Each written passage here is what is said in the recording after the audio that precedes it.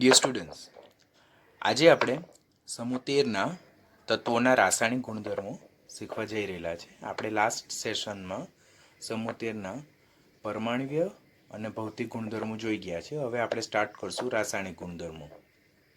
પહેલી વસ્તુ યાદ રાખવાની થાય કે રાસાયણિક ગુણધર્મોમાં ઘણી બધી વસ્તુ યાદ રાખવાની છે, એટલે એવરીડેનું કન્ટેન્ટ તમારે એવરીડેનું રીડ કરવું પડશે. You have two revise on a particular period of time, જેથી તમને આ બધા રાસાયણિક ગુણધર્મો યાદ રાખવામાં સરળતા રહે. પોઈન્ટ નંબર 1, સમૂહ 13ના જે બધા તત્વો છે તેની રાસાયણિક પ્રતિક્રિયાત્મકતા જુદી જુદી જોવા મળે. એટલે કે એક જ સમૂહના જે જુદા જુદા તત્વો છે તેમની રાસાયણિક પ્રતિક્રિયાત્મકતા જુદી જુદી જોવા મળે. તો what will be the reason behind that? તો એના માટેનો પર્ટિક્યુલર રીઝન છે તેમની ઇલેક્ટ્રોનીય સંરચના. સમૂહ 13ના જે તત્વો છે તેની બાહ્યતમ કક્ષાની ઇલેક્ટ્રોનીય સંરચના NH2NP1 છે. અગેન ટેલિંગ, સમૂહ 13ના તત્વોની બાહ્યતમ કક્ષાની ઇલેક્ટ્રોનીય સંરચના NH2NP1 છે. જે બધામાં જ સરખી છે, ખાલી પરમાણુ ક્રમાંક વધતો જાય તેમ તેમ મુખ્ય ક્વોન્ટમમાં એનનું મૂલ્ય વધતું જાય. કે બોરોન માટે n બરાબર 2, એલ્યુમિનિયમ માટે n બરાબર 3, ગેલિયમ માટે n બરાબર 4, ત્યાર પછી ઇન્ડિયમ માટે n બરાબર 5 અને થેલિયમ માટે n બરાબર 6. But as we move down in the same group, there will be addition of d and or f orbitals. કે બોરોન અને એલ્યુમિનિયમમાં d ઓર્બિટલ્સમાં ઇલેક્ટ્રોન ભરાતા નથી, જ્યારે ગેલિયમ અને ઇન્ડિયમમાં d ઓર્બિટલ્સમાં ઇલેક્ટ્રોનનો સમાવેશ થાય છે અને થેલિયમમાં સાથે સાથે f ઇલેક્ટ્રોનનો બી સમાવેશ થાય છે. એટલે જો જોઈએ તો બોરોન અને એલ્યુમિનિયમની ઇલેક્ટ્રોનીય સંરચનામાં ઉમદા વાયુની ઇલેક્ટ્રોનીય સંરચના પછી NH2NP1 છે. ગેલિયમ અને ઇન્ડિયમમાં ઉમદા વાયુની ઇલેક્ટ્રોનીય સંરચના પછી NH2NP1 પ્રકારની ઇલેક્ટ્રોનીય સંરચના છે, જ્યારે થેલિયમમાં ઉમદા વાયુની ઇલેક્ટ્રોનીય સંરચના પછી ડી કક્ષક અને એફ કક્ષકનો સમાવેશ થાય છે, ને ત્યારબાદ NH2NP1 ની ઇલેક્ટ્રોનીય સંરચના આવે. પરિણામે as we move down in a same group, D અને અથવા એફ કક્ષકોનો ઉમેરો થતો હોવાને કારણે સ્ક્રીનિંગ અસરની ફેરફાર જોવા મળે. સ્ક્રીનિંગ અસર પણ સાથે સાથે જોવા મળે. એને કારણે તેમની રાસાયણિક ગુણધર્મોમાં ફેરફાર જોવા મળે, રાસાયણિક પ્રતિક્રિયાત્મકતા જુદી જુદી જોવા મળે. આ પોઈન્ટ શીખવા માટે તમારી ઇલેક્ટ્રોનીય સંરચના સાથે રાખવાની થશે. પોઈન્ટ નંબર 2, સમૂહ 13ના જે તત્વો છે તેઓ બાહ્યતમ કક્ષામાં 3 ઇલેક્ટ્રોન ધરાવે છે. કેમ 3 ઇલેક્ટ્રોન ધરાવે છે? તો એમની ઇલેક્ટ્રોનીય સંરચના NH2NP1 છે. માટે તેઓ આ 3 ઇલેક્ટ્રોનનો ઉપયોગ કરીને 3 બંધ બનાવે છે. They are having tendency to form 3 bond. અને કઈ ઓક્સિડેશન સ્ટેટ અવેલેબલ છે? +3 ઓક્સિડેશન અવસ્થા. અપવાદ કયું આવે છે? થેલિયમ. આગળ આપણે બહુ ડિટેલમાં શીખ્યા છે કે થેલિયમ સમૂહનું છેલ્લું તત્વ નિષ્ક્રિય યુગ્મ અસરને કારણે +3 પણ ધરાવે, +1 બી ધરાવે, but thallium having more stable oxidation state, that is +1. That's due to inert pair effect. નિષ્ક્રિય યુગ્મ અસરને કારણે થેલિયમની +1 ઓક્સિડેશન અવસ્થા +3 કરતાં વધુ થાય છે. આ +3 ઓક્સિડેશન અવસ્થામાં સંયોજનો કયો સ્વભાવ ધરાવે છે? સહસંયોજક બંધ ધરાવે છે. સહસંયોજક સ્વભાવ ધરાવે છે. કોવેલેન્ટ બોન્ડ ફોર્મ કરે છે. This is important one. ખાસ તમારે આ લાઈન યાદ રાખવાની છે કે સમૂહ 13ના તત્વો +3 ઓક્સિડેશન અવસ્થામાં શા માટે કોવેલેન્ટ કેરેક્ટરિસ્ટિક એટલે સહસંયોજક બંધ રચે છે? તો એની પુષ્ટિ એટલે એને સપોર્ટ કરવા માટે we are having 3 justification. Justification A, B and C. Justification A, what telling કે એઝ પર ફેઝન્સ રૂલ, એટલે કે ફેઝન્સના નિયમ અનુસાર સંયોજનોનો સહસંયોજક સ્વભાવ જે છે તે ધન આયન ઓર ઋણ આયનના વીજભારના સમપ્રમાણમાં અને ધન આયનના કદના વ્યસ્ત પ્રમાણમાં છે. આપણે ઓલરેડી પિરિયોડિસિટી ચેપ્ટર જોયું, એસ બ્લોક એલિમેન્ટ્સ જોયું, તેમાં સંયોજનોનો આયનીય અને સહસંયોજક સ્વભાવ શીખવા માટે આપણે ફેઝન્સના રૂલ્સની મદદ લેતા હતા.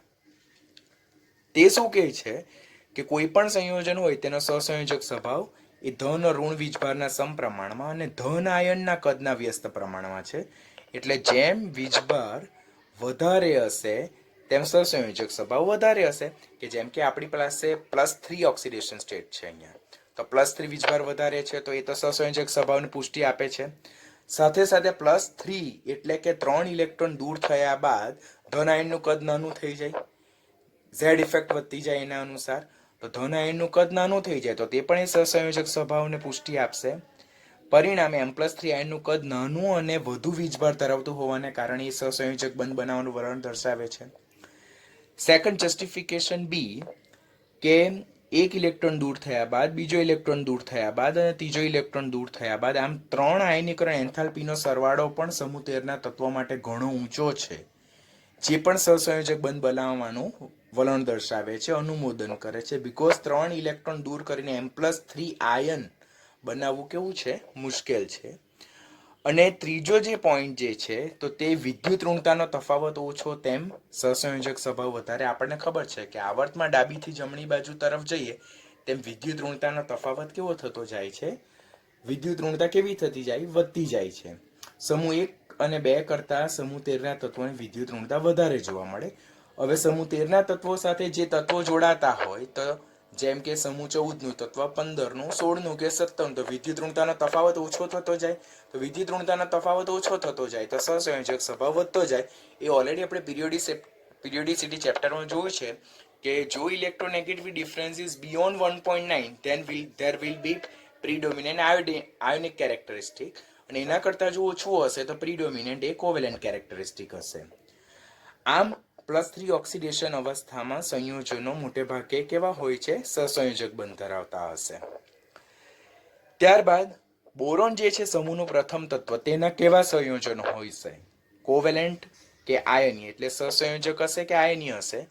તો સમૂહનું પ્રથમ તત્વ બોરોન નાનું કદ, ઊંચી આયનીકરણ એન્થાલ્પી અને ઊંચી વિદ્યુત ઋણતાને કારણે તેની પ્રથમ આયનીકરણ એન્થાલ્પીનો સરવાળો વધુ હોવાને કારણે તે +3 ઓક્સિડેશન અવસ્થાવાળા કેવા સંયોજનો રચતું હશે? માત્ર ને માત્ર કેવું છે? સહસંયોજક. Are you getting what I am saying?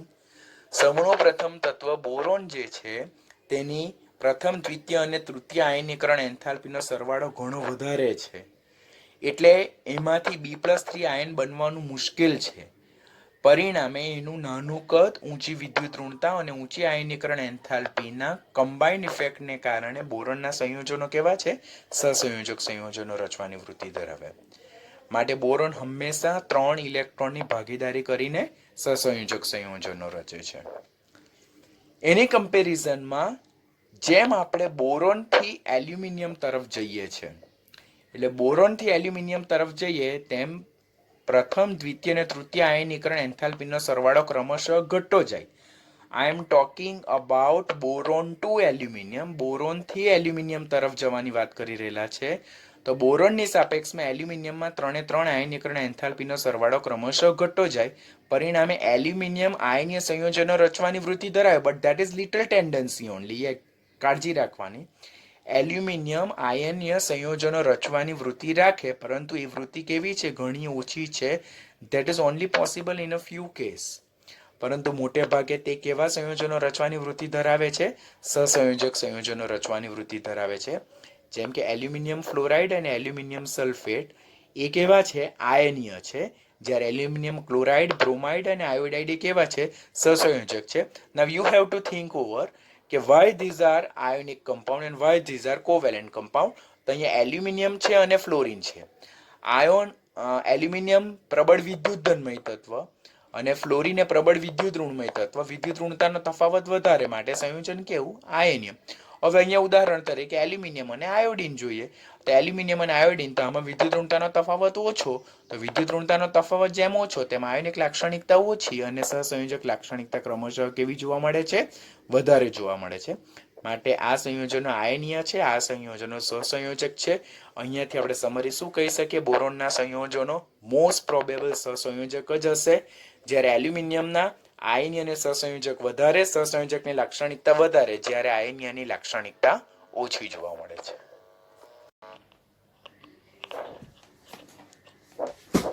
Next topic number 5, કે આપણે અત્યારે એમ જોયું કે બોરોનના સંયોજનો 90 to 95% સહસંયોજક છે, or sometimes some book referring 100%. Aluminium આયનીય અને સહસંયોજક બંને સંયોજનો રચવાની વૃત્તિ ધરાવે, જે વધારે સહસંયોજક સંયોજનો રચવાની વૃત્તિ ધરાવે. અને એની જેમ જ ગેલિયમ છે, ઇન્ડિયમ છે, તેના સંયોજનો પણ કેવા જોવા મળે છે? સહસંયોજક સંયોજનો જોવા મળે છે. પરંતુ આ સંયોજનો કઈ સ્થિતિમાં સહસંયોજક જોવા મળે? નિર્જલીય એટલે કે એનહાઇડ્રસ. જ્યારે તેઓ જલીય દ્રાવણમાં હોય ત્યારે આ બધા સંયોજનો કયા સ્વરૂપે જોવા મળે? આપણને ધાતુ આયનના સ્વરૂપે જોવા મળે. આ પોઈન્ટને આપણે કેવી રીતે યાદ રાખવાનું છે? એલ્યુમિનિયમની જેમ ગેલિયમ અને ઇન્ડિયમના સંયોજનો પણ સહસંયોજક છે, બટ કઈ સ્થિતિમાં? એ નિર્જલીય સ્થિતિમાં, એનહાઇડ્રસ સ્ટેટ.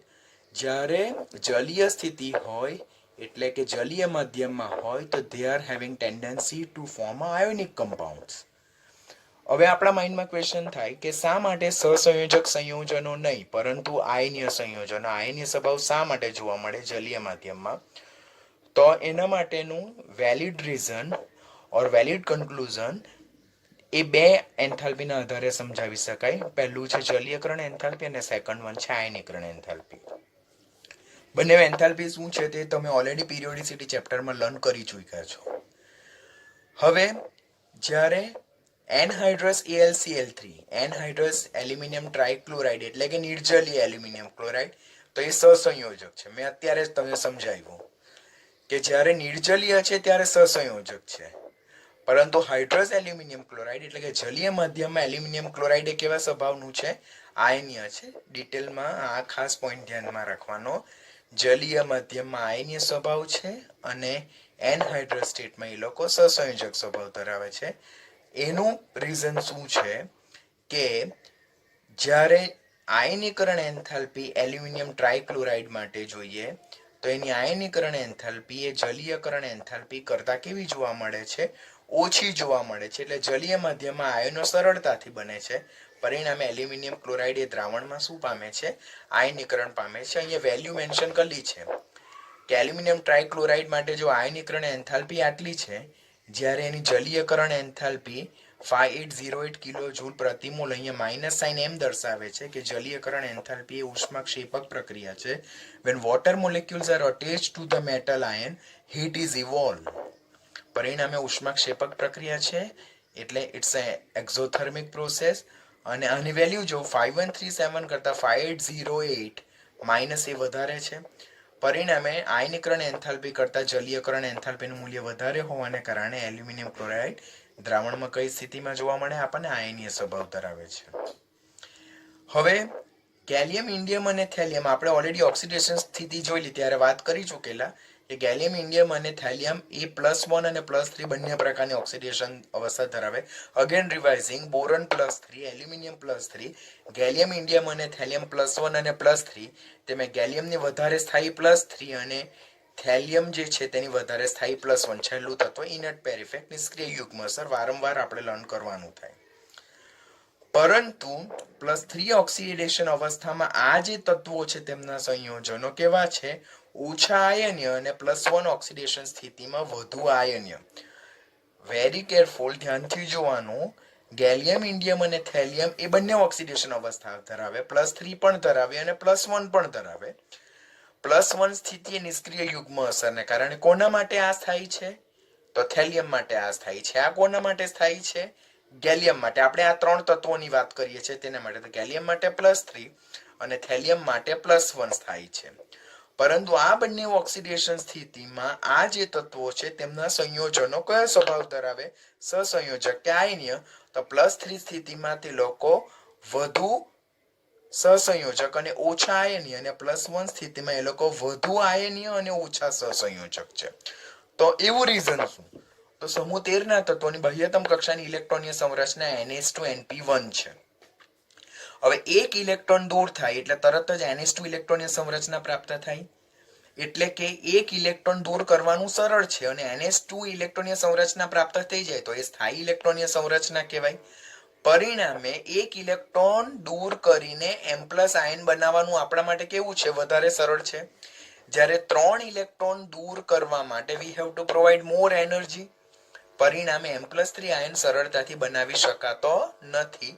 માટે M+3 ધરાવતા સંયોજનો એટલે +3 ઓક્સિડેશન અવસ્થા ધરાવતા સંયોજનો વધુ સહસંયોજક છે, પ્રીડોમિનેન્ટલી કોવેલેન્ટ ઇન નેચર.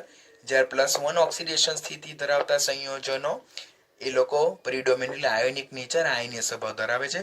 વધુ કદ પણ એ લોકોને અફેક્ટ કરી આપે કે જેમ કે M+1 આયનનું કદ મોટું અને M+3 આયનનું કદ નાનું. જેમ કદ મોટું તેમ સહસંયોજક લાક્ષણિકતા ઓછી. ફેઝન્સ રૂલ પ્રમાણે અગાડીની આપણે લેક્ચરમાં જોયું તેમ કે સંયોજનોનો સહસંયોજક સ્વભાવ એ ધન આયનના કદના વ્યસ્ત પ્રમાણ. હવે m પ્લસ આયનનું કદ મોટું +1 તો કદ મોટું તો સહસંયોજક સ્વભાવ ઓછો અને આયનીય લાક્ષણિકતા વધારે. જ્યારે m+3 આયનનું કદ નાનું માટેનો સહસંયોજક સ્વભાવ વધારે. ધ્રુવીભવન ક્ષમતા વધારે માટેનો સહસંયોજક સ્વભાવ કેવો છે? વધારે છે અને આયનીય સ્વભાવ ઓછો છે. હવે આપણને એમ થાય કે આનું કદ કેમ મોટું ને આનું કદ કેમ નાનું? તો ઓલરેડી આપણે પીરિયોડિસિટી ચેપ્ટરમાં આયનીય ત્રિજ્યામાં જોઈ ગયેલા છે કે આયનીય કદ એ ઝેડ ઇફેક્ટના વ્યસ્ત પ્રમાણમાં છે. જેમ ઝેડ ઇફેક્ટ વધુ માટે કદ કેવું જોવા મળે છે? નાનું જોવા મળે છે. તો એના માટેનું આ વસ્તુ પણ યાદ રાખવાનું કે આયનીય લાક્ષણિકતા ધન આયનના કદના સમપ્રમાણમાં, જ્યારે સહસંયોજક લાક્ષણિકતા એ ધન આયનના કદના વ્યસ્ત પ્રમાણમાં છે. બટ અહીંયાથી શું આપણે યાદ રાખવાનું? ધીસ ઇઝ ઇમ્પોર્ટન્ટ કે +1 વધારે આયનીય, +3 એ વધુ સહસંયોજક કોના માટે? ગેલિયમ, ઇન્ડિયમ અને થેલિયમ માટે.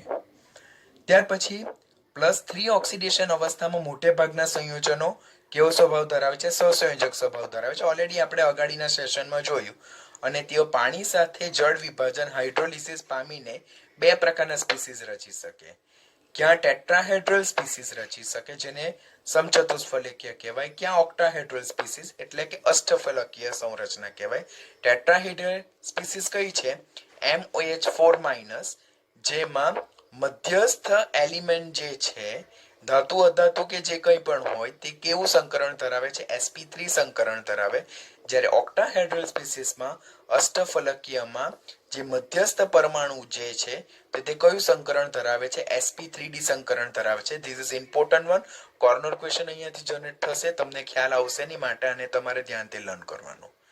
અને એના માટેનું આ સ્ટેટમેન્ટ જેમ કે ટ્રાયક્લોરાઇડ પાણીમાં જળ વિભાજન પામીને સમચતુષ્ફલકે MOH4- બનાવે છે, જ્યારે એસિડિક દ્રાવણમાં એલ્યુમિનિયમ ક્લોરાઇડ અષ્ટફલકીય આયન બનાવે છે જેમાં એલ્યુમિનિયમની 3D કક્ષકો સમાયેલી હોય છે. આમ +3 ઓક્સિડેશન અવસ્થા ધરાવતા સંયોજનો સહસંયોજક સ્વભાવ ધરાવે અને પાણી સાથે જળ વિભાજન પામીને બે સ્પીસીસ રચી શકે. કયું? એક તો સમચતુષ્ફલકીય જેમાં મધ્યસ્થ ધાતુ આયનનું સંકરણ sp3 હશે, ઓર અષ્ટફલકીય જેમાં મધ્યસ્થ જે પરમાણુ છે તેનું સંકરણ sp3d2 હશે. હવે કોણ કયા પ્રકારની ઓક્સિડેશન સ્ટેટ ધરાવે છે તેના રિલેટેડ જો ક્વેશ્ચન જોઈએ આપણે તો આપણી પાસે અહીંયા આપણને ક્વેશ્ચન એમ થાય કે ક્યારે સર ટેટ્રાહેડ્રલ સ્પીસીસ બનશે અને ક્યારે સર ઓક્ટાહેડ્રલ સ્પીસીસ બનશે? તો સમૂહનું પ્રથમ તત્વ બોરોનના જો ટ્રાયક્લોરાઇડ જોઈએ આપણે તો BCl3 જે છે તો તે જળ વિભાજન પામીને સમચતુષ્ફલકે એટલે કે ટેટ્રાહેડ્રલ સ્પીસીસ બનાવે છે. જ્યારે એલ્યુમિનિયમના ક્લોરાઇડ જે છે જે ડાયમર સ્વરૂપમાં જોવા મળે, ખાસ યાદ રાખવાના આના રિલેટેડ ક્વેશ્ચન પૂછાય, સમૂહ 13 નું કયું તત્વ ના હેલાઇડ ડાયમર સ્વરૂપે જોવા મળે? તો એલ્યુમિનિયમના ક્લોરાઇડ ડાયમર સ્વરૂપે જોવા મળે, જે જળ વિભાજન પામીને ઓક્ટાહેડ્રલ સ્પીસીસ બનાવે છે. This is important one. સમૂહનું પ્રથમ તત્વ બોરોનના હેલાઇડ જળ વિભાજન પામીને ટેટ્રાહેડ્રલ સ્પીસીસ બનાવે, જ્યારે સમૂહનું બીજું તત્વ એલ્યુમિનિયમના હેલાઇડ જળ વિભાજન પામીને અષ્ટફલકીય સ્પીસીસ બને. તો what will be the reason?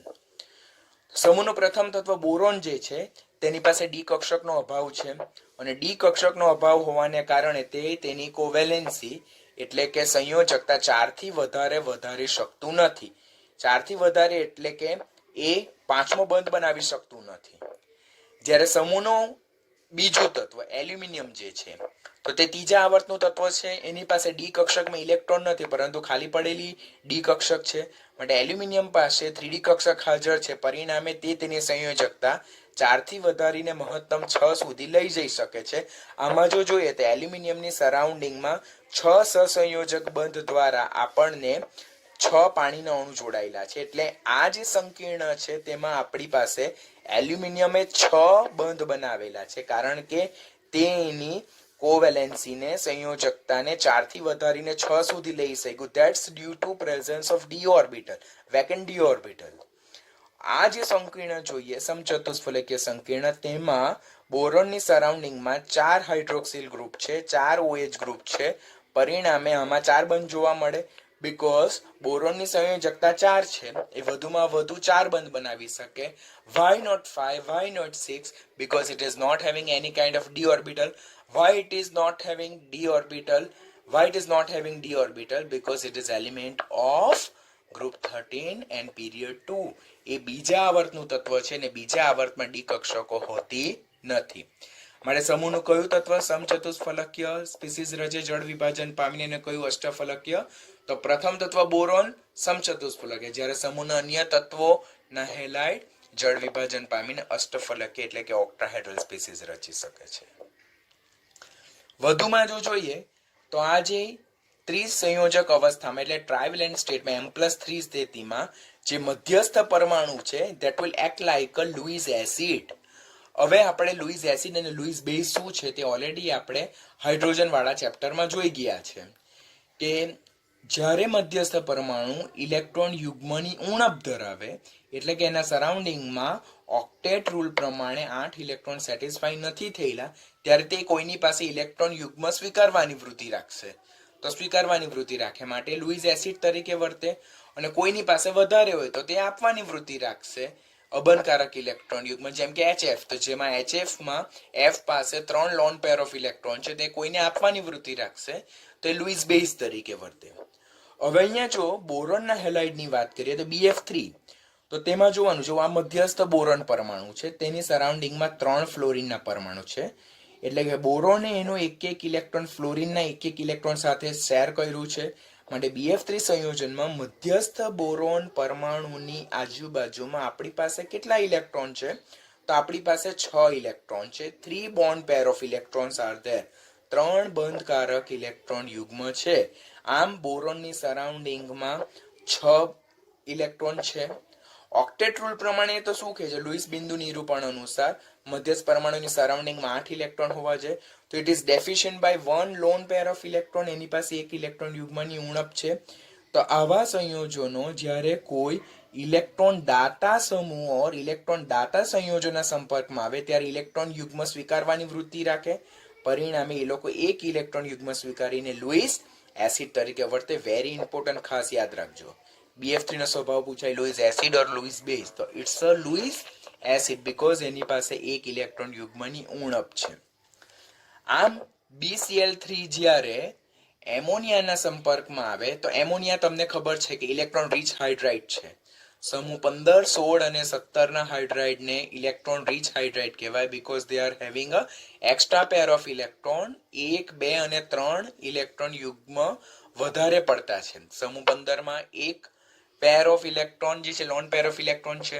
સમૂહ 16 માં 2 લોન પેર ઓફ ઇલેક્ટ્રોન છે અને સમૂહ 17 માં 3 લોન પેર ઓફ ઇલેક્ટ્રોન છે. અહીંયા એમોનિયાની વાત કરીએ તો 15 માં સમૂહના પ્રથમ તત્વનો હાઇડ્રાઇડ એમોનિયા પાસે એક લોન પેર ઓફ ઇલેક્ટ્રોન છે જે કોણ સ્વીકારે છે? બોરોન સ્વીકારે છે અને એ લુઈસ એસિડ તરીકે વર્તે અને આ લુઈસ બેઝ તરીકે વર્તે.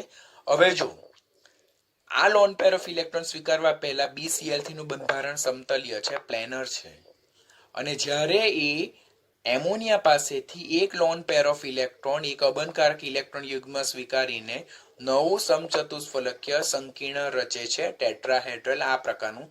This is coordination bond. આ સવર્ગ સહસંયોજક બંધ છે જે કોનાથી કોના તરફ હોય? તો જે ઇલેક્ટ્રોન યુગ્મનું દાન કરે છે તેના તરફથી જે ઇલેક્ટ્રોન યુગ્મનો સ્વીકાર કરે છે તેના તરફ. માટે આપેલ કિસ્સામાં એમોનિયા એ લુઈસ બેઝ તરીકે વર્તે બીકોઝ એ ઇલેક્ટ્રોન યુગ્મનું દાન કરે છે, એક ઇલેક્ટ્રોન યુગ્મનું દાન કરે, અને BCl3 એ લુઈસ એસિડ તરીકે વર્તે કારણ કે એક ઇલેક્ટ્રોન યુગ્મ સ્વીકારે છે. લુઈસ એસિડ લાક્ષણિકતા પણ તમારે ખાસ ધ્યાન રાખવાની કે જેમ સમૂહમાં ઉપરથી નીચે તરફ જઈએ તેમ હેલાઇડની લુઈસ એસિડ લાક્ષણિકતા ક્રમશઃ ઘટી જાય છે. ઇમ્પોર્ટન્ટ સિક્વન્સ આના બેઝ પર ખાસ ક્વેશ્ચન આવશે જે તમને નહીં આવડે, બરાબર, જો ધ્યાનથી નહીં વાંચેલું હોય તો. તો જેમ સમૂહમાં ઉપરથી નીચે તરફ જઈએ તેમ જે ટ્રાયહેલાઇડ છે તે લુઈસ એસિડ લાક્ષણિકતામાં ક્રમશઃ શું થતું જાય છે? ઘટાડો થતો જાય છે. માટે બોરોનના હેલાઇડ એ પ્રબળ લુઈસ એસિડ છે જ્યારે ઇન્ડિયમના હેલાઇડ એ નિર્બળ લુઈસ એસિડ છે. એનું રીઝન શું હોઈ શકે? તો એનું રીઝન અહીંયા મેન્શન કર્યું છે કે જેમ બોરોનના હેલાઇડથી ઇન્ડિયમના હેલાઇડ તરફ જઈએ તેમ મધ્યસ્થ પરમાણુનું કદ વધતું જાય. મધ્યસ્થ પરમાણુનું કદ વધતું જાય તેમ આપણને ખબર જ છે સમૂહમાં ઉપરથી નીચે તરફ જતા કદ પણ વધે અને વિદ્યુત ઋણતા ઘટી જાય, બીકોઝ વિદ્યુત ઋણતા એ પરમાણુય કદના વ્યસ્ત પ્રમાણમાં. તો as we move down from boron to indium, પરમાણુય કદ વધતું જાય તેમ તેની વિદ્યુત ઋણતા ઘટતી જાય. વિદ્યુત ઋણતા ઘટતી જાય પરિણામે કોઈ બીજા તત્વ પાસેથી ઇલેક્ટ્રોન યુગ્મ સ્વીકારવાની વૃત્તિ ક્રમશઃ ઘટતી જાય છે. તેમ તેમ લુઈસ એસિડ લાક્ષણિકતા પણ શું થતી જાય છે? ક્રમશઃ ઘટતી જાય છે.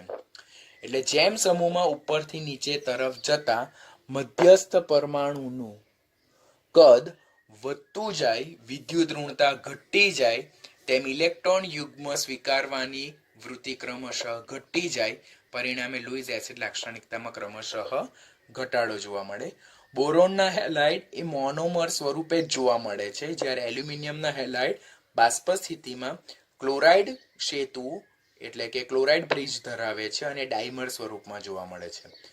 હવે બોરોન કેમ ફક્ત મોનોમર સ્વરૂપે જ અસ્તિત્વ ધરાવે છે? કારણ કે બોરોન પરમાણુ ખૂબ નાનો હોવાય, સમૂહનું પ્રથમ તત્વ બોરોન છે, તેનું કદ કેવું હોય? નાનું હોય. તેનું કદ નાનું હોય તો એની સરાઉન્ડિંગમાં મોટા 4 હેલોજન પરમાણુને એફોર્ડ કરી શકતું નથી. માટે પરિણામે બોરોનના હેલાઇડ કેવા હોય છે? મોનોમર સ્વરૂપે જોવા મળે, એકાકી અણુ સ્વરૂપે જોવા મળે. ક્વેશ્ચન પૂછાય કે બોરોનના હેલાઇડ કેવા સ્વરૂપે જોવા મળે? તો એનો આન્સર મોનોમર. મોનોમર એટલે શું? એકાકી અણુ, એક જ અણુ. શા માટે એક જ અણુ? કારણ કે બોરોન સમૂહનું પ્રથમ તત્વ, એનું કદ ઘણું નાનું છે, એ સમૂહમાં ઘણું નાનું છે. પરિણામે એના સરાઉન્ડિંગમાં 4 મોટા કદના હેલોજન પરમાણુને અકોમોડેટ સમાવી શકતું નથી. પરિણામે બોરોનના હેલાઇડ સ્વભાવે એકાકી અણુ સ્વરૂપે, સ્વતંત્ર મોનોમર સ્વરૂપે જોવા મળે. જ્યારે એલ્યુમિનિયમ જે છે તો તે ડાયમર સ્વરૂપે જોવા મળે છે, કારણ કે બોરોનની સાપેક્ષમાં એલ્યુમિનિયમનું કદ મોટું થતું જાય. તો એલ્યુમિનિયમનું કદ મોટું થતું જાય એટલે એની આજુબાજુ મોટા કદના હેલોજનને સમાવી શકે. વધુમાં એ અષ્ટકનો રૂલ્સ બી કમ્પ્લીટ કરે. જો અહીંયા એલ્યુમિનિયમની સરાઉન્ડિંગમાં 2 બોન્ડ પેર, 2 બોન્ડ પેર, 2 બોન્ડ પેર 6 થયા અને એક એણે આ ક્લોરીન પાસેથી સ્વીકાર્યું એટલે એના સરાઉન્ડિંગમાં 2 ને 2 4 ને 2 6 ને 2 8 ઇલેક્ટ્રોન થઈ ગયા. એનું સ્થાયિત્વ પ્રાપ્ત થઈ ગયું. લુઈસ બિંદુ નિરૂપણ પ્રમાણે અષ્ટકનો રૂલ કમ્પ્લીટ થઈ ગયો. અને આ જે એરો છે from chlorine to aluminium, that is a chlorine bridge. અને આ સવર્ગસર સંયોજક બનશે જે ક્લોરીનથી કોના તરફ છે? એલ્યુમિનિયમ તરફ છે. This is important question, very important question, વારંવાર પૂછાતો ક્વેશ્ચન છે.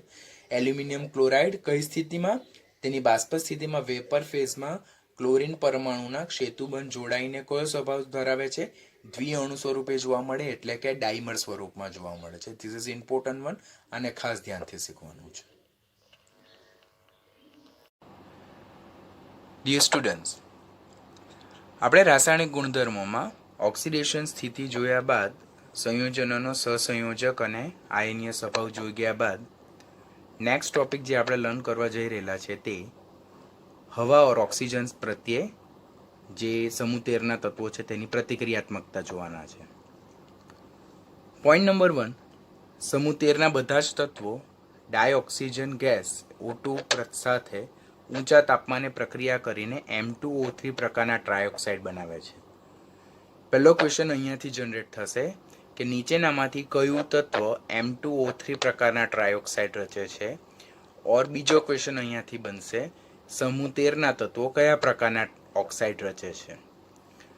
તો સમૂહ 13 ના તત્વોની ઓક્સિડેશન સ્ટેટ +3 આવે એટલે M+3. ઓક્સિજનનો O-2 આવે. ચાર્જ બેલેન્સ કરતાં આપણું કયું સૂત્ર રચાય? M2O3. એટલે અહીંયાથી 2 MCQ જનરેટ થશે. સમૂહ 13 ના તત્વો M2O3 પ્રકારના ટ્રાયોક્સાઇડ રચે ઓર કયા તત્વો M2O3 પ્રકારના ટ્રાયોક્સાઇડ રચી શકે છે? તો તે છે સમૂહ 13 ના તત્વો.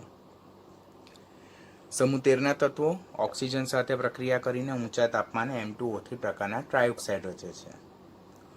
આપણને ખબર છે કે સમૂહનું છેલ્લું તત્વ થેલિયમ એ +3 અને +1 ઓક્સિડેશન અવસ્થા ધરાવતા સંયોજનો રચે, જેમાં એના +1 ઓક્સિડેશન સ્થિતિવાળા સંયોજનો વધારે સ્થાયી છે. એટલે થેલિયમ Tl2O3 સિવાયનો બીજો +1 ઓક્સિડેશન સ્ટેટ ધરાવતો Tl2O પ્રકારનો મોનોક્સાઇડ પણ રચવાની ક્ષમતા ધરાવે છે. As we move down from boron to thallium, એટલે કે સમૂહમાં ઉપરથી નીચે તરફ જતા જેમ જેમ આયનીકરણ એન્થાલ્પી ઘટતી જાય છે તેમ તેમ ઓક્સિજન પ્રત્યે પ્રતિક્રિયાત્મકતા ક્રમશઃ વધતી જાય, જે આપણે સમૂહ 1 અને સમૂહ 2માં ઓલરેડી જોઈ ગયા છે કે સમૂહમાં ઉપરથી નીચે તરફ જતા ધાતુ આયનનું કદ વધતું જાય, આયનીકરણ એન્થાલ્પી ઘટતી જાય અને ઓક્સિજન પ્રત્યે પ્રતિક્રિયાત્મકતામાં ક્રમશઃ વધારો થતો જાય છે. સમૂહનું પ્રથમ તત્વ બોરોન વિશે જો વાત કરીએ તો બોરોન સ્ફટિકમય સ્વરૂપમાં ઓક્સિજન પ્રત્યે બિન પ્રતિક્રિયાત્મક. That means when boron is available in a crystalline state, it won't react with oxygen. But when it is available in amorphous form, એટલે કે બિન સ્ફટિકમય સ્વરૂપમાં હોય તો એ કયા પ્રકારનો ઓક્સાઇડ રચે છે? B2O3 પ્રકારનો ઓક્સાઇડ રચે છે. બોરોનનો કયો ઓક્સાઇડ સ્થાયી છે? +3 ઓક્સિડેશન અવસ્થા ધરાવતો, બીકોઝ બોરોનની +3 ઓક્સિડેશન અવસ્થા વધારે સ્થાયી છે. એલ્યુમિનિયમ શુષ્ક હવા ડ્રાય એર સાથે પ્રક્રિયા કરતું નથી, બટ જ્યારે ભેજવાળી હવા એટલે કે મોઇસ્ટ એર હોય તો ત્યારે ઓક્સિજન સાથે પ્રક્રિયા કરે છે અને એની સપાટી કેવી થાય છે? ઝાંખી પડે છે. The surface will become dull due to formation of Al2O3.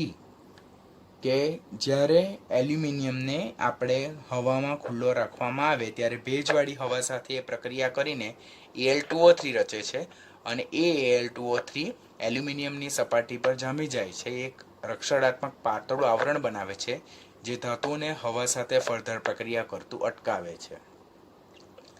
આપણને ખબર છે કે હવામાં સૌથી વધારે પ્રપોર્શન નાઇટ્રોજનનું હોય, એટલે આ હવા પ્રત્યેની પ્રતિક્રિયાત્મકતા છે.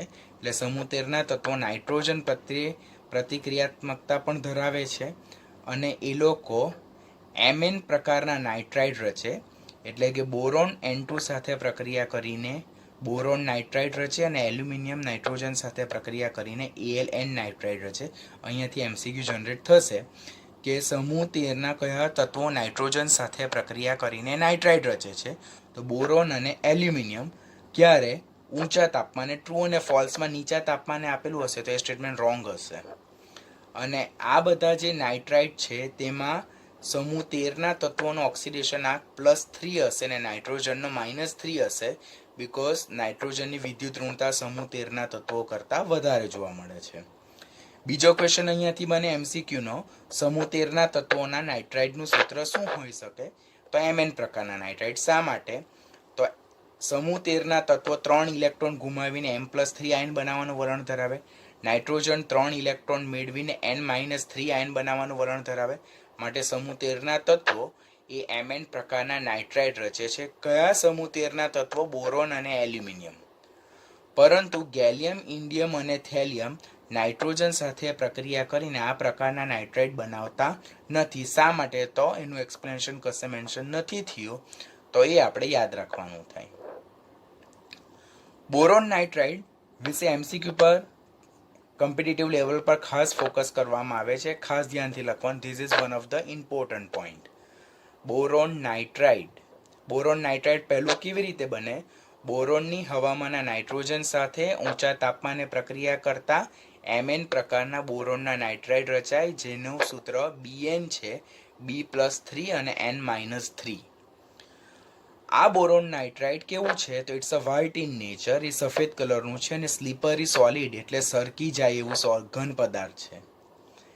તેનું બંધારણ આ પ્રકારનું છે. બેન્ઝીન જેવું બંધારણ આપણને look like a benzene, but not exactly look like a benzene, પણ કંઈક ગ્રેફાઇટ જેવું. ગ્રેફાઇટ હજુ આપણે લર્ન કરવાનું બાકી છે. જેમ આપણે સેશનમાં અગાડી વધશું તેમ ગ્રેફાઇટ, હીરો, ફુલેરિન જે કાર્બનના અપરૂપો છે તેના વિશે આપણે લર્ન કરશું. જેમાં એક બોરોન અને એક નાઇટ્રોજન બંને ભેગા થઈને 2 કાર્બનને જેટલા સંયોજકતા ઇલેક્ટ્રોન એટલે વેલેન્સ ઇલેક્ટ્રોન જોઈએ તેવો જ એક બોરોન અને એક નાઇટ્રોજનને જોઈએ. પરિણામે બોરોન નાઇટ્રોનનું બંધારણ એ કોના જેવું છે? ગ્રેફાઇટ જેવું છે. તો બોરોન નાઇટ્રાઇડ ક્વેશ્ચન પૂછાય, નીચેનામાંથી કયા સંયોજન સાથે બોરોન નાઇટ્રાઇડનું બંધારણ મળતું આવે? તો આન્સર શું આવશે? ગ્રેફાઇટ.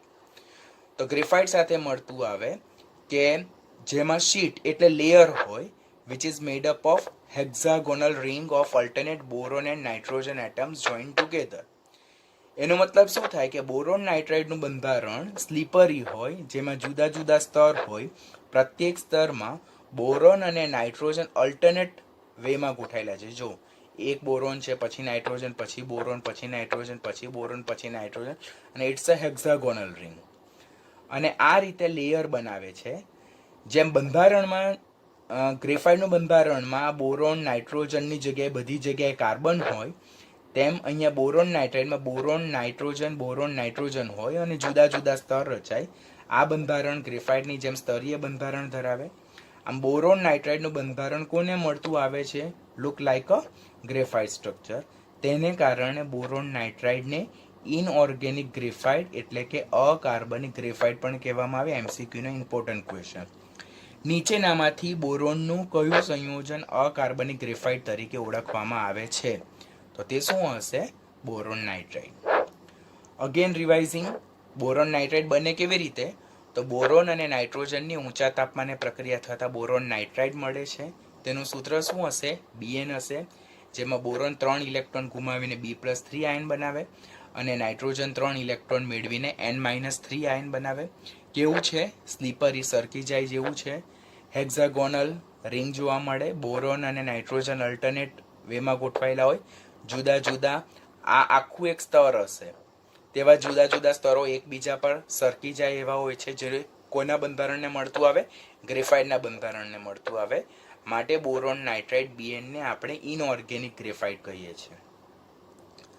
પછી આ જે સમૂહ 13 તત્વો છે તેમના ઓક્સાઇડ અને હાઇડ્રોક્સાઇડનો એસિડ અને બેઝ સ્વભાવ ઇમ્પોર્ટન્ટ એમસીક્યુ અહીંયાથી જનરેટ થાય છે. જેમ સમૂહમાં ઉપરથી નીચે તરફ આવીએ તેમ ઓક્સાઇડ અને હાઇડ્રોક્સાઇડનો એસિડિક સ્વભાવ ક્રમશઃ ઘટતો જાય છે અને બેઝિક સ્વભાવ ક્રમશઃ વધતો જાય છે. આ લાઇન પર ખાસ એમસીક્યુ બને છે, ફોકસ કરવાનું, આના બેઝ પર ક્વેશ્ચન આવશે. સમૂહ 13 તત્વોમાં ઉપરથી નીચે તરફ જતા ઓક્સાઇડ અને હાઇડ્રોક્સાઇડનો એસિડિક સ્વભાવ ઘટે છે અને બેઝિક સ્વભાવ વધે છે. એનું રીઝન આપણે પાછળ ઓલરેડી લર્ન કરવાના છે. તે લર્ન કરીએ પહેલાં સમૂહ 13 જે ટ્રાયોક્સાઇડ છે M2O3 પ્રકારના, તે પાણી સાથે પ્રક્રિયા કરીને MOH થ્રાઇસ પ્રકારના હાઇડ્રોક્સાઇડ રચે. ક્વેશ્ચન પૂછાય કે સમૂહ 13નું ત્રીજા આવર્તમાં આવેલા તત્વના હાઇડ્રોક્સાઇડનું સૂત્ર લખો. તો સમૂહ 13 તત્વો, તો એમનો ચાર્જ M+3 હોય. હાઇડ્રોક્સાઇડ આયન OH-1 હોય. તો M+3 અને 3OH- એટલે સમૂહ 13 તત્વો MOH3 પ્રકારના હાઇડ્રોક્સાઇડ રચે છે. કેવી રીતે બને? ઓક્સાઇડની પાણી સાથેની પ્રક્રિયા થતાં MOH3 પ્રકારના હાઇડ્રોક્સાઇડ રચે. આ ઓક્સાઇડ અને હાઇડ્રોક્સાઇડ જેમ આપણે બોરોનથી થેલિયમ તરફ જઈએ છીએ તેમ તેમના એસિડિક સ્વભાવ ક્રમશઃ ઘટતો જાય છે અને બેઝિક સ્વભાવ ક્રમશઃ વધતો જાય છે. આમ બોરોનના ઓક્સાઇડ અને હાઇડ્રોક્સાઇડ સ્વભાવે એસિડિક છે. બોરોનના ઓક્સાઇડ અને હાઇડ્રોક્સાઇડ સ્વભાવે એસિડિક છે. બોરોન અધાતુ છે, તમને ખ્યાલ છે. એલ્યુમિનિયમ અને ગેલિયમ ધાતુ હોવા છતાં પણ તેના ઓક્સાઇડ અને હાઇડ્રોક્સાઇડ સ્વભાવે કેવા છે? ઉભય ગુણધર્મી છે. ઘણા બધા સ્ટુડન્ટ એવું વિચારતા હોય છે હંમેશા કે ઘણા કિસ્સામાં એ સાચું બી હોય છે, ઘણા કિસ્સામાં definition wise that is not always appropriate, not matching, કે ધાતુના ઓક્સાઇડ બેઝિક હોય, અધાતુના ઓક્સાઇડ એસિડિક હોય અને અર્ધ ધાતુના ઓક્સાઇડ ઉભય ગુણધર્મી હોય. નોર્મલ ડેફિનેશન પ્રમાણે ઘણા સ્ટુડન્ટ યાદ રાખતા હોય, but that is not always true, that is not always right.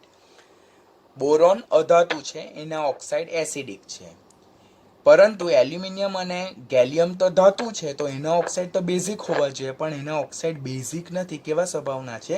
ઉભય ગુણધર્મી. શા માટે એલ્યુમિનિયમ અને ગેલિયમના ઓક્સાઇડ ઉભય ગુણધર્મી હશે, એમ્ફોટેરિક સ્વભાવના હશે? Because it may react with acid and base together. A acid અને બેઝ બંને સાથે પ્રક્રિયા કરતું હોવું જોઈએ.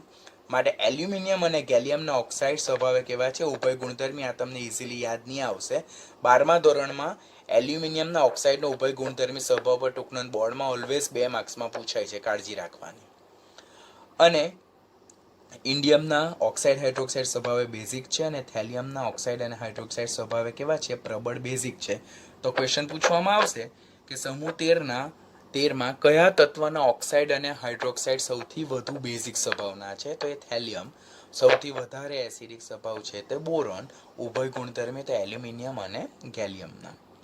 આમ સમૂહમાં ઉપરથી નીચે તરફ જતા, એટલે કે બોરોનથી થેલિયમ તરફ જતા ઓક્સાઇડ અને હાઇડ્રોક્સાઇડની એસિડિકતા ક્રમશઃ ઘટતી જાય અને બેઝિકતા ક્રમશઃ વધતી જાય છે. અત્યારે જ આપણે લર્ન કર્યું તે અનુસાર કે બોરોનના ઓક્સાઇડ સ્વભાવે કેવા છે? એસિડિક છે. તો એસિડિક ઓક્સાઇડ તે બેઝ સાથે પ્રક્રિયા કરશે. તો આ એસિડિક બોરોનના ઓક્સાઇડ બેઝ સાથે પ્રક્રિયા કરીને સોડિયમ મેટાબોરેટ બનાવશે. આ સૂત્ર યાદ રાખજો. સોડિયમ મેટાબોરેટનું સૂત્ર પૂછાય છે કે બોરોનના ઓક્સાઇડની સોડિયમ હાઇડ્રોક્સાઇડ કોસ્ટિક સોડા સાથે પ્રક્રિયા થતાં મળતા સંયોજનનું સૂત્ર શું આવે? તો સોડિયમ મેટાબોરેટ, ધેટ ઇઝ NaBO2. પછી ઉભય ગુણધર્મી હોવાને કારણે એલ્યુમિના અને એલ્યુમિનિયમ હાઇડ્રોક્સાઇડ એસિડ અને આલ્કલી બંનેમાં દ્રાવ્ય થઈને એક ક્ષાર બનાવે છે. Just only we learn aluminium ધાતુ હોવા છતાં પણ એના ઓક્સાઇડ અને હાઇડ્રોક્સાઇડ સ્વભાવે કેવા છે? ઉભય ગુણધર્મી છે. શા માટે? જો એ લોકો એ હાઇડ્રોક્સાઇડ સાથે એટલે કે સોડિયમ હાઇડ્રોક્સાઇડ એટલે કે આલ્કલી સાથે પણ પ્રક્રિયા કરે છે અને H2SO4 જેવા એસિડ સાથે બી પ્રક્રિયા કરે છે. આમ એલ્યુમિના ઓર એલ્યુમિનિયમ હાઇડ્રોક્સાઇડ, સોડિયમ હાઇડ્રોક્સાઇડ અને H2SO4 જેવા એસિડ અને બેઝ બંને સાથે પ્રક્રિયા કરતા હોવાને કારણે એલ્યુમિનિયમના ઓક્સાઇડ અને હાઇડ્રોક્સાઇડ સ્વભાવ કેવા જોવા મળે છે? આપણને ઉભય ગુણધર્મી. એલ્યુમિનિયમ ધાતુ હોવા છતાં પણ તેના ઓક્સાઇડ અને હાઇડ્રોક્સાઇડ સ્વભાવે ઉભય ગુણધર્મી છે, બીકોઝ એ એસિડ અને બેઝ એટલે કે આલ્કલી બંને સાથે પ્રક્રિયા કરે છે. આ બધા રિએક્શન તમારે ખાસ યાદ રાખવાના છે. 12માં પાછું પી વિભાગના તત્વો સમૂહ 16માં ઓક્સાઇડનો સ્વભાવમાં આ ટોપિક પાછો રિવાઇઝ થશે. તો આ બધા reaction you have two remember carefully. Alumina જેનું સૂત્ર Al2O3 NaOH સાથે પ્રક્રિયા કરીને સોડિયમ મેટા એલ્યુમિનેટ બનાવે છે અને H2O મુક્ત કરે. આલ્કલી અને એસિડ બંને પ્રક્રિયા કરીને શું બનાવે છે? ક્ષાર અને પાણી મુક્ત કરે છે. પછી અહીંયા સોડિયમ ટેટ્રાહાઇડ્રોક્સી એલ્યુમિનેટ, આ સંકીર્ણ પણ યાદ રાખવાનું, જેમાં એલ્યુમિનિયમનો ઓક્સિડેશન આંક +3 છે. બરાબર? કે એલ્યુમિનિયમ હાઇડ્રોક્સાઇડ એ NaOH સાથે પ્રક્રિયા કરે. અહીંયા NaOH બેઝ છે તો એલ્યુમિનિયમ હાઇડ્રોક્સાઇડ એસિડ તરીકે વર્તે. તો એ એસિડ તરીકે વર્તે અને શું બનાવે છે? સંકીર્ણ Na+AlOH4- એક્વિયસ જલ દ્રાવ્ય સંકીર્ણ છે. આ જે સંકીર્ણ જે છે તેને કહેવામાં આવે છે સોડિયમ ટેટ્રાહાઇડ્રોક્સી એલ્યુમિનેટ 3. શા માટે 3? બીકોઝ આમાં એલ્યુમિનિયમનો ઓક્સિડેશન આંક +3. આ સંકીર્ણ જે બને છે તેનું સૂત્ર યાદ રાખવાનું, એની ફિઝિકલ સ્ટેટ યાદ રાખવાનું છે. ત્યારબાદ અંદર એલ્યુમિનિયમના સંકીર્ણનું સૂત્ર યાદ રાખવાનું છે, એલ્યુમિનિયમનો ઓક્સિડેશન આંક યાદ રાખવાનો છે અને બનતા સંકીર્ણનું નામ શું છે?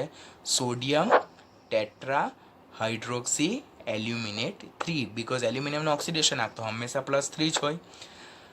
એલ્યુમિનિયમ એટલે આપેલ કિસ્સામાં એ બેઝ સાથે પ્રક્રિયા કરે છે એટલે પોતે એસિડ તરીકે વર્તે છે. હવે આ જે બે રિએક્શન છે તેમાં એલ્યુમિનિયમના હાઇડ્રોક્સાઇડ અને ઓક્સાઇડ એ H2SO4 સાથે પ્રક્રિયા કરે. H2SO4 is a strong acid. તો એ પ્રક્રિયામાં એલ્યુમિનિયમ એ પોતે આલ્કલી એટલે કે બેઝ તરીકે વર્તે.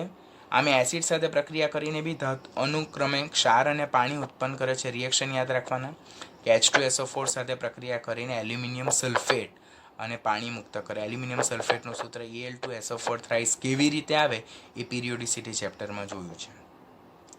અત્યારે આમ લઈને કહ્યું કે બોરોનના ઓક્સાઇડ અને હાઇડ્રોક્સાઇડ સ્વભાવે એસિડિક હોય, એલ્યુમિનિયમ અને ગેલિયમના ઓક્સાઇડ અને હાઇડ્રોક્સાઇડ સ્વભાવે ઉભય ગુણધર્મી હોય.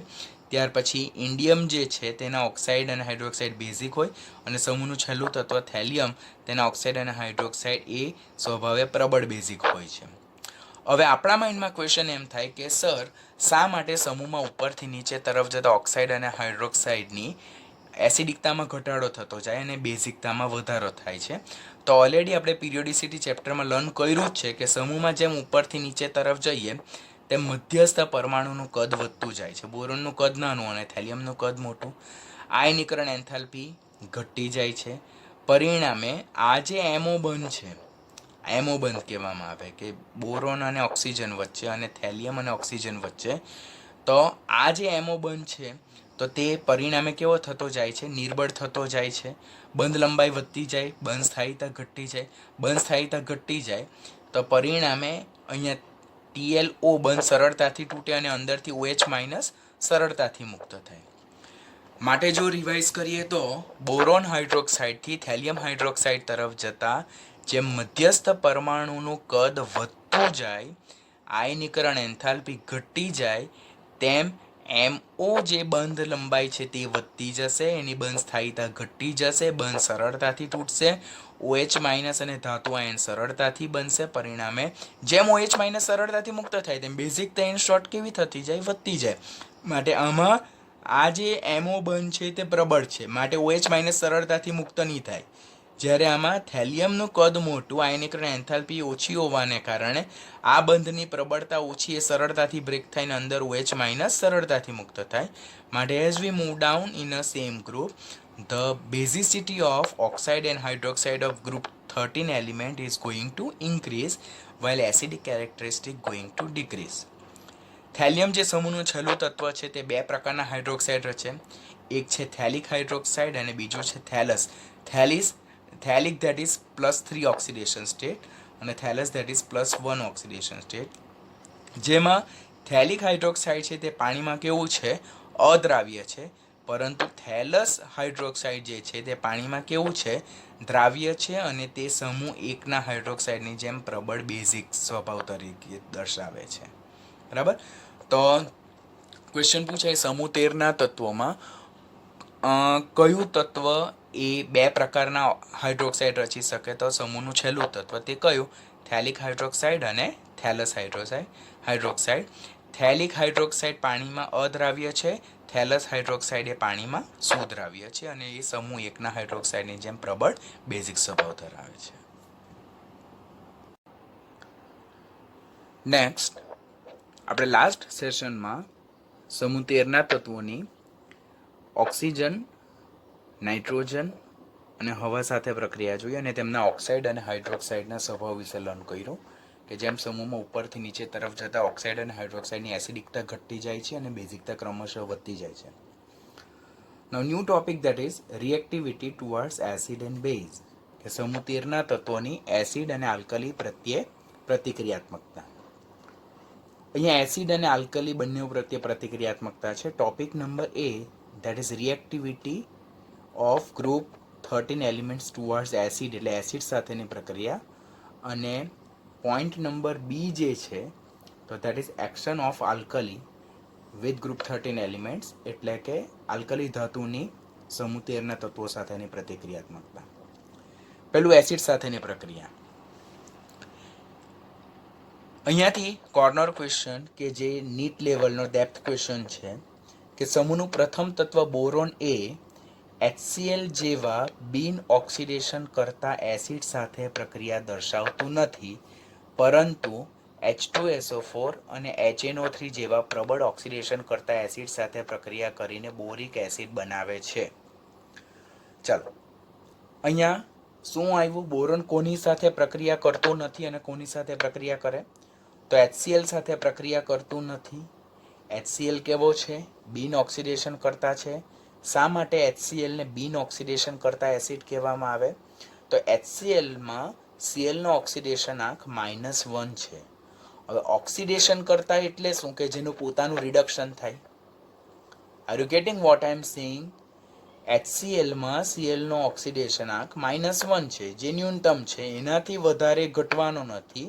એટલે HClમાં રહેલા Clનું રિડક્શન થવાનું નથી, માટે કેવો છે? બિન ઓક્સિડેશન કરતા એસિડ. તો તેની સાથે બોરોન પ્રક્રિયા આપતો નથી, પરંતુ H2SO4 અને HNO3 જેવા પ્રબળ ઓક્સિડેશન કરતા એસિડ સાથે પ્રક્રિયા કરીને બોરિક એસિડ બનાવે. શા માટે H2SO4 અને HNO3 ને આપણે અહીંયા પ્રબળ ઓક્સિડેશન કરતા એસિડ કહીએ છીએ? બીકોઝ H2SO4માં સલ્ફરનો ઓક્સિડેશન આંક +6 છે, જે મહત્તમ છે. HNO3માં નાઇટ્રોજનનો ઓક્સિડેશન આંક +5 છે, જે મહત્તમ છે. માટે બંને કેસમાં રિડક્શન થવાના ચાન્સીસ છે. માટે રિડક્શન થવાના ચાન્સીસ છે તો એવા એસિડને શું કહેવાય? પ્રબળ ઓક્સિડેશન કરતા એસિડ કહેવાય. એટલે અહીંયાથી આપણે MCQ કયો નીટ લેવલનો રેડી રાખવાનો? બોરોન કોની સાથે પ્રક્રિયા કરતું નથી? HCl સાથે પ્રક્રિયા કરતું નથી. કેવો એસિડ છે? બિન ઓક્સિડેશન કરતા એસિડ, એટલે જેનું રિડક્શન થતું નથી. જ્યારે કોની સાથે એ પ્રક્રિયા કરે છે? ઓક્સિડેશન કરતા એસિડ, પ્રબળ ઓક્સિડેશન કરતા એસિડ. તે કયા? H2SO4 અને HNO3. તેની સાથે પ્રક્રિયા કરીને શું બનાવે છે?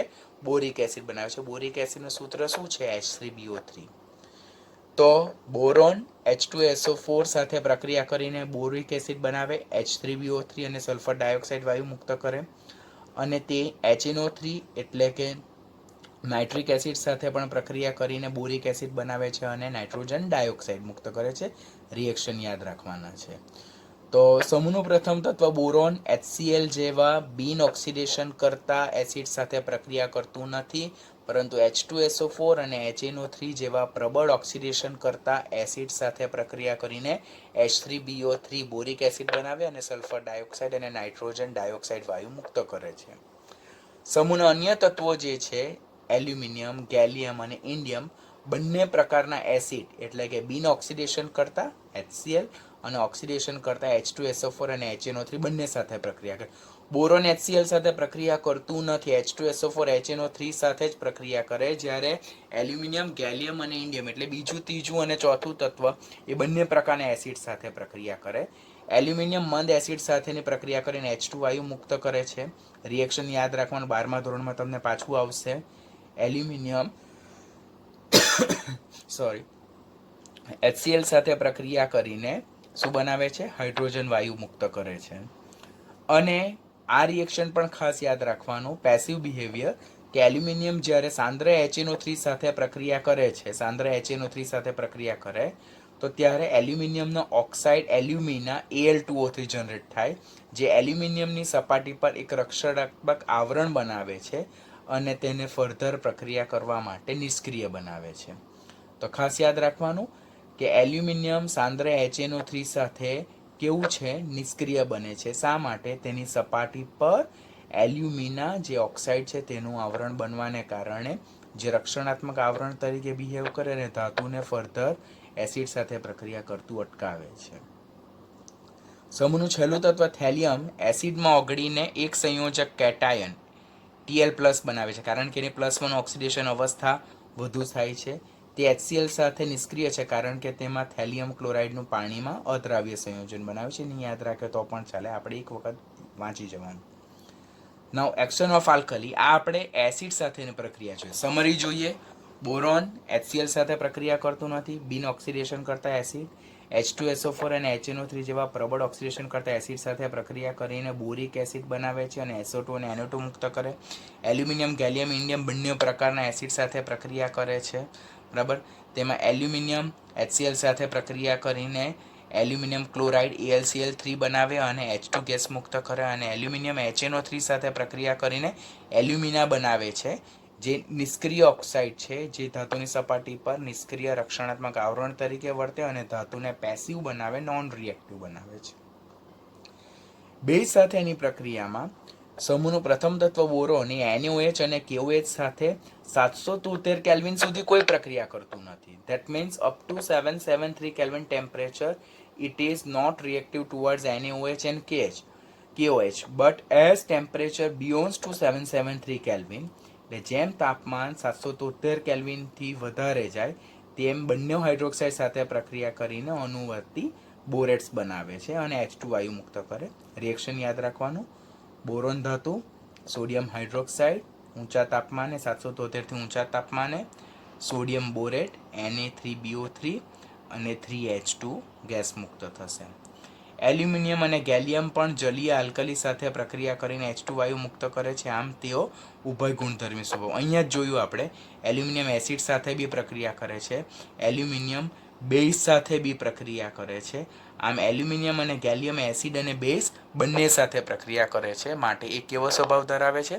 ઉભય ગુણધર્મી સ્વભાવ ધરાવે છે. રિએક્શન ખાસ યાદ રાખવાનું, બનતા સંયોજનનું સૂત્ર યાદ રાખવાનું, તેનું નામ યાદ રાખવાનું, તેમાં સમૂહ 13ના તત્વોની ઓક્સિડેશન સ્થિતિ યાદ રાખવાની, કે એલ્યુમિનિયમ સોડિયમ હાઇડ્રોક્સાઇડ સાથે જલીય માધ્યમમાં પ્રક્રિયા કરીને સોડિયમ ટેટ્રા હાઇડ્રોક્સો એલ્યુમિનેટ 3 જલ દ્રાવ્ય સંકીર્ણ બનાવે છે અને કયો વાયુ મુક્ત કરે છે?